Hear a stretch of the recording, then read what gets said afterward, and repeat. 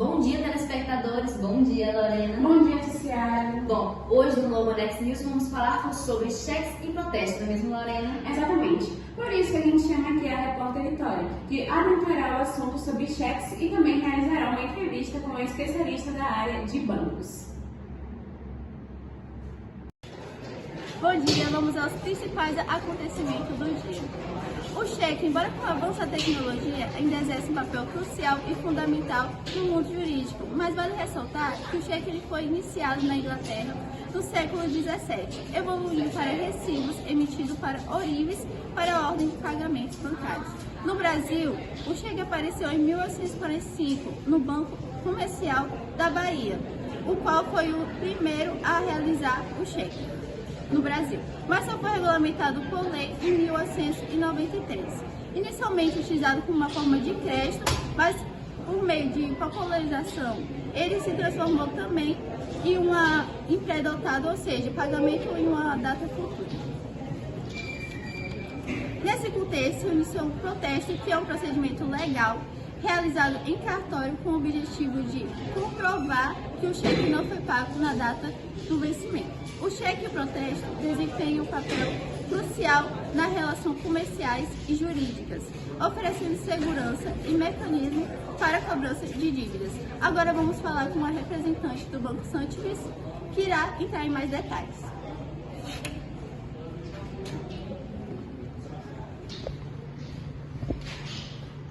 Bom dia, estamos aqui com a Micaele, uma grande representante, o qual irá entrar mais detalhes sobre o cheque. Bom dia. Para falar sobre o cheque, a gente tem que falar sobre a lei regulamentadora 7.357, tá? Que é a chamada lei do cheque. O cheque, ele vai ser uma ordem por escrito que alguém vai pagar, né? Um pagamento à vista. Ele vai ser emitido por uma pessoa e para um banco, que no caso é o sacado, e outra pessoa vai ser o beneficiário, vai ser a pessoa que vai receber. O cheque é um título de crédito, tá? Ou seja, vai ser um documento, como já falei, que apresenta uma promessa ou uma fala que vai ser paga, que vai ter um pagamento por esse cheque. Só que a gente tem que lembrar que o banco ele não vai se responsabilizar por qualquer tipo de pagamento, tá? Não, ele só é o sacado, somente o sacado. Mas para a gente ter um cheque, a gente precisa de ter algumas coisinhas nisso. A gente vai ter que ter a palavra cheque no documento, vai ter que ter a ordem condicional de pagar algum tipo de valor, tá? Alguma quantia de dinheiro, e a data de emissão, que aquele cheque foi feito, a assinatura do eminente e também um valor por extenso. Por exemplo, um cheque assim, o CDI é 100 mil, então a gente vai ter que botar 100.00 em algarismos e também aquele nome por extenso, tá? E aí a gente tem alguns tipos de cheque, por exemplo, tipo de cheque, por exemplo, o cheque de portador. Cheque de portador, qualquer pessoa pode sacar ele, mas ele tem uma limitação. Ele tem a limitação de que até R$100 qualquer pessoa pode sacar. E a gente tem um cheque nominal, que é basicamente quando uma pessoa ela vai emitir esse cheque no nome de alguém. Então só aquela pessoa que tem aquele cheque vai poder sacar aquele dinheiro. Então a gente também tem um cheque cruzado, que ele não pode ser sacado, só depositado em conta, tá? E ele é um dos mais seguros. O cheque administrativo, que ele vai ser emitido somente pelo próprio banco e vai ser contra ele mesmo. O cheque visado, onde o banco vai conferir se existe saldo, mas é aquela importante função, tá? Ele não vai se responsabilizar, ou seja, se aquele dinheiro sumir do saldo da pessoa que fez o cheque, né, que vai sacar, o banco não vai se responsabilizar. E o cheque para crédito em conta, que é os utilizados para a rastreabilidade, né, desse dinheiro, e ele também só pode ser depositado. Muito obrigada. Obrigada, Micaele, pela sua reportagem.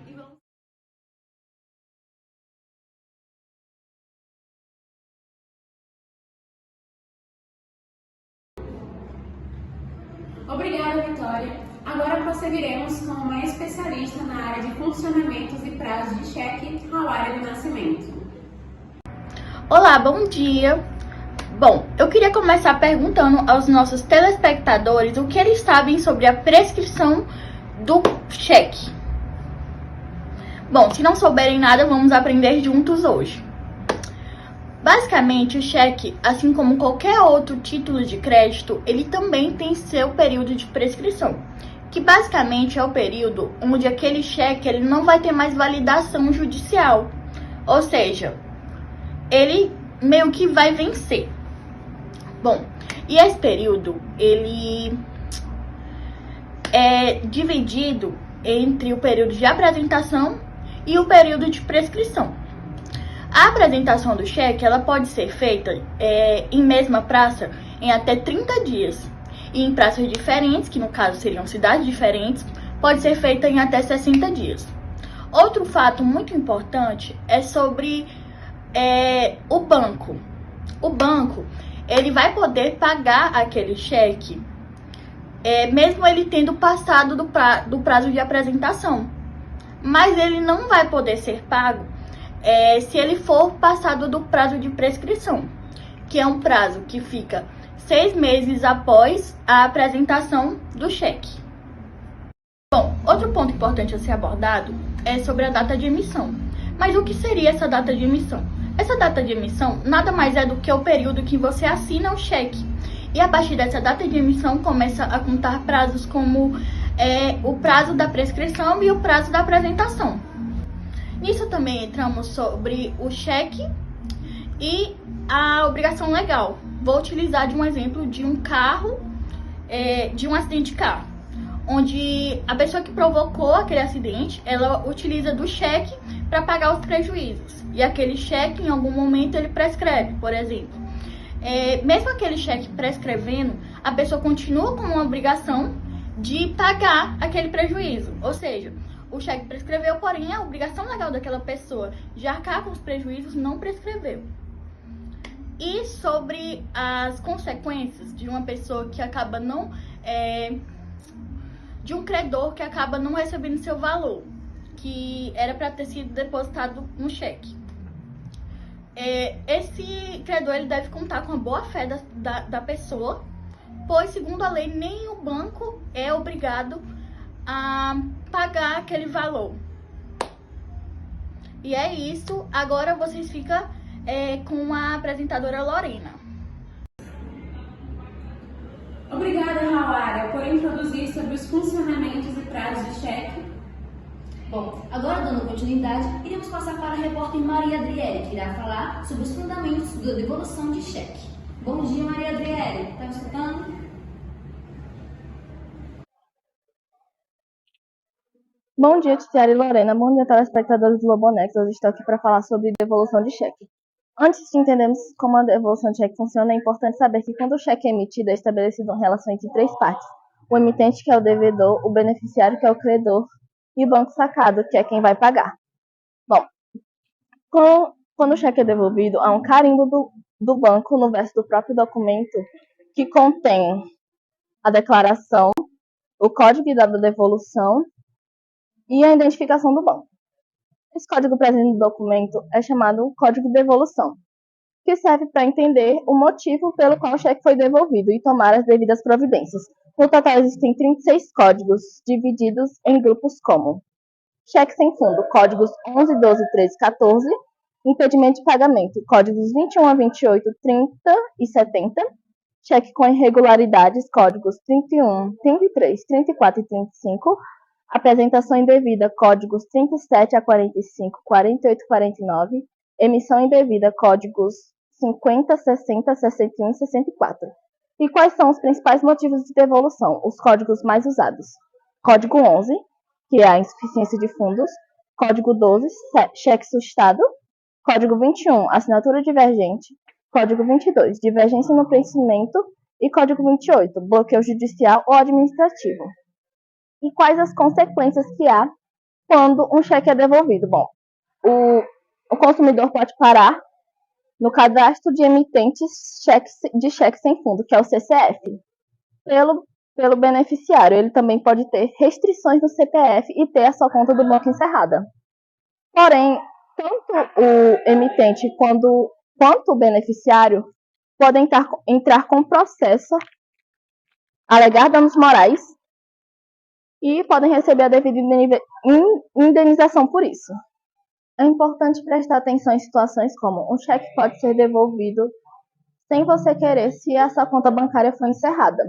Caso o consumidor queira acabar com a conta na instituição bancária, o ideal é verificar se não há cheques para entrar. Então, para evitar a devolução de um cheque desnecessário, é necessário prestar atenção ao saldo da conta, tomar cuidado com o cheque em branco, assinar corretamente e verificar a conta bancária diariamente. É importante ressaltar que um cheque devolvido não significa necessariamente o fim de uma relação comercial, mas sim um problema a ser resolvido. É com vocês aí no estúdio. Obrigada, repórter Maria Adriele. Bom, agora dei uma continuidade falando sobre o protesto. O protesto é basicamente um registro público de uma dívida não paga. Mas como ela ocorre? Bom, a partir do momento que o devedor consegue um cheque, o credor irá enviar aquele título ao cartório, assim confirmando uma obrigação que deve ser cumprida pelo devedor. A partir desse momento, o cartório irá enviar uma notificação em carta para o devedor para que ele cumpra com aquela obrigação, tendo em conta a sua data de vencimento e tendo em conta o que está acontecendo naquilo. Enfim, caso o devedor não pague antes desse dia, o título é dado como protesto, ou seja, aquele título ficará como negativo em sua conta, em seu histórico de crédito. Portanto, o protesto admite o não cumprimento de uma obrigação. Assim, para o credor, é uma boa forma dele de recuperar o seu dinheiro dado, de forma legal e formal. Porém, para o devedor, apesar de ser uma boa forma de conseguir dinheiro de forma legal, rápida e fácil, possui várias consequências. Com você, Lorena. Muito bem, Ciara. Bom, os efeitos eles são as consequências que um protesto ele vai ocasionar a uma pessoa ou emprego. Essas consequências elas podem variar entre sociais, financeiras ou legais. Uma das primeiras é o nome negativado no cartório. Quando o protesto ele é registrado no cartório, acaba que o ato ele se torna público. Ou seja, o nome do devedor ele vai ficar sujo. Isso ocasiona com que o devedor ele tenha várias dificuldades no processo de, por exemplo, fazer transações. Também temos a restrição de crédito. Bancos e empresas elas sempre consultam no cartório o nome da pessoa. Quando elas veem que esse nome ele está com um protesto ativo, acaba que esse processo de, por exemplo, financiamento, empréstimo, acaba sendo também dificultado pela falta desses bancos, dessas empresas concederem crédito. Temos impacto na reputação, até porque uma empresa, quando ela tem o seu nome no mercado, que está com um processo ativo de também protesto de crédito, acaba com que fica uma má reputação no mercado, justamente por essas pessoas também não confiarem tanto nessa empresa como para pegar um empréstimo ou algo do tipo. Temos um acréscimo no valor da dívida, porque quanto mais o protesto fica ativo, mais os acréscimos dessa dívida vão aumentando. Mas qual a diferença entre um protesto e algo também parecido, como também o SPC Serasa? Bom, a diferença está que o protesto é mais grave e formal, e também ele tem uma possibilidade de execução judicial do indivíduo. Já o SPC Serasa ele é algo mais comercial, usado por lojas, bancos e empresas para avaliar o risco de crédito. Como um protesto ele pode ser cancelado? Um protesto ele pode ser cancelado quando não é de fato um protesto que deveria ser devido, ou seja, quando a dívida ela pode ser paga ou houve um erro no processo de registramento do protesto. Ele pode ser cancelado no cartório por meio do processo de base de protesto, e existem três principais formas de cancelamento.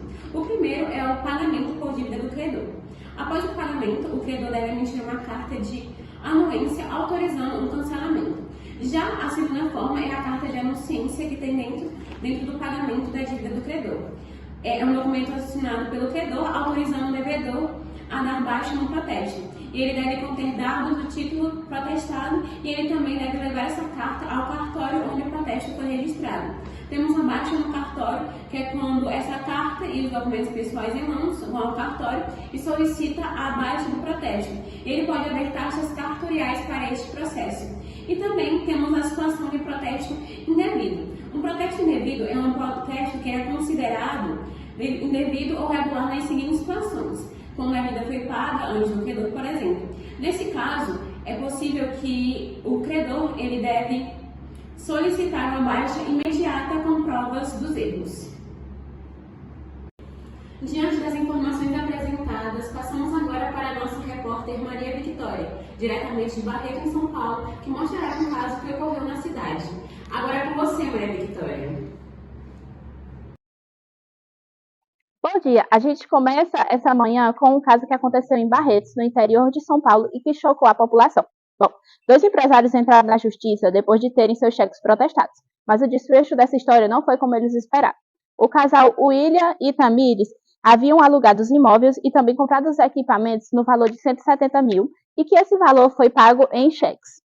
O problema começou quando eles alegaram ter desistido desse contrato em outubro de 2023 e resolvido tudo verbalmente. Mas os antigos donos, que é Carlos e João Alves, disseram que os dois usavam o local até novembro de 2023, que foi quando finalizava o contrato. E como os cheques de outubro e novembro não foram pagos, os credores decidiram protestar esses títulos. O casal de empresários não gostou dessa decisão e entraram na justiça. Pediram a indenização de 10 mil reais por danos morais e o cancelamento dos protestos. Mas o STJ negou o pedido dos empresários, pois não comprovaram a devolução desse imóvel, e o protesto foi um direito dos locadores. Os autores desse processo tiveram que pagar as despesas desse processo e os honorários advocacídeos. É com vocês. Obrigada, Maria Victória. Bom, e por hoje encerramos o Jornal Lobo Next News. Obrigada pela sua atenção e tenha um ótimo dia.